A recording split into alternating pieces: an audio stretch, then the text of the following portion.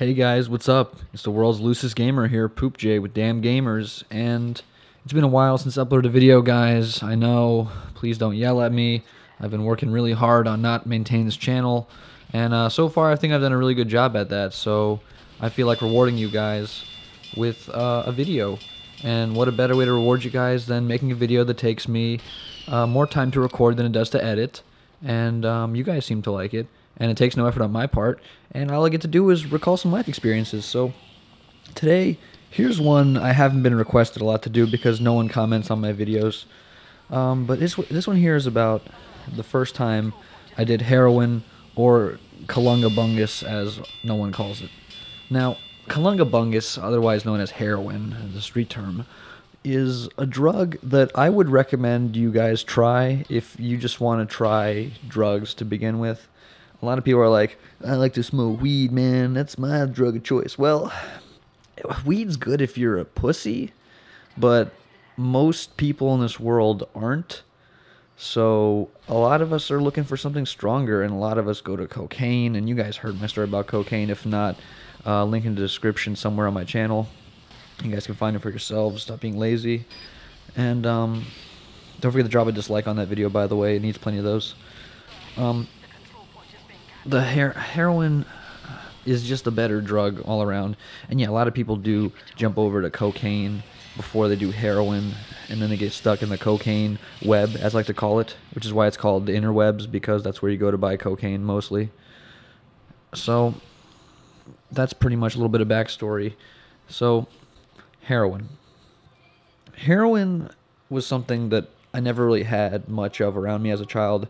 I grew up in a small farm in rural Georgia, and, you know, I tended to my animals, and my dad would abuse my mom. It was a pretty typical, you know, life of Georgia. Sometimes we went to Atlanta and, you know, masturbated. But that was later on in my life, guys, when I had a driver's license and a weed license, and I didn't even do heroin back then, believe it or not. But anyway, let's get to the story here, guys. I was just sitting home one day. It was the summer of 1987. You guys know what's up. It was a pretty eventful summer of my life. And, you know, I was just sitting there watching TV. School just got out, guys. I finished my first year of high school. I was so pumped and jacked up and jacked off. I was just ready for the whole entire summer to last 500 days. And it didn't. It lasted like, you know, 90 days or so, probably less, give or take. But it was early summer, you know, June. And my buddy Peter came by, and he was all like, hey dude, you want to go try some drug? And I was like, okay, I guess I'll give it a try.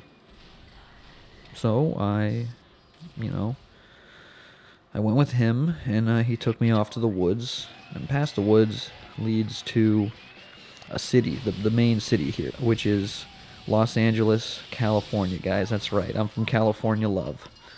I listened to Dr. Dre in my bedtime.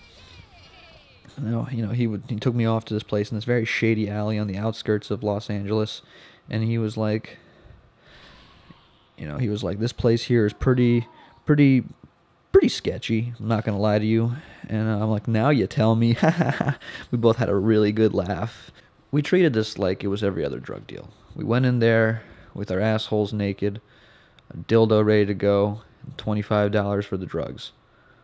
And we walked in, really dark hallway through this really creepy abandoned building. We saw this guy at the end of the hall standing by a black door. Now, guys, if you know me, you know I don't go through black doors. That's just bad luck in a butt sack. But I decided to say, whatever, I'll go down this way. It's a part of my life that, you know, I have to conquer, and if it means going through black doors to conquer that fear, then by golly, by gum, by genitalia, or whatever the saying is. And there I was, man. Walked through the door, we talked to the guy. He turned out to be like a bouncer or usher or something like that. I don't know, unless there's music. And here we were inside this drug pad, and I hadn't been to a drug pad before. And they're exactly like they are in the movies, guys. You know, there's naked men everywhere. There's gag balls, there's testicles stapled to the walls. Pretty typical drug den. Bleh, I can't talk. I haven't taken my heroin. So there we were, right there by the man of the hour, the drug kingpin himself.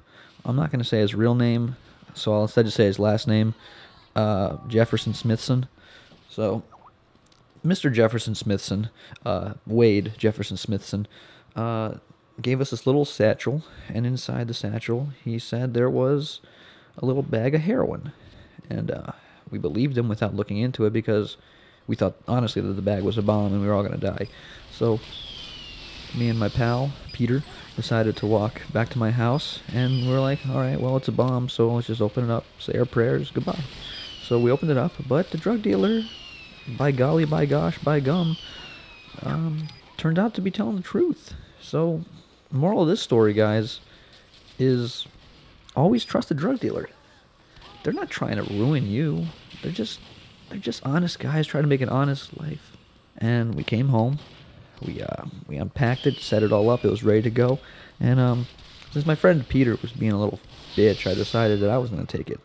So I took the needle, stuck it right in my thigh like I'm A-Rod, squeezed the trigger, and I was fired away like a cannon in a blue basketball of gym shoes. Man, it was just...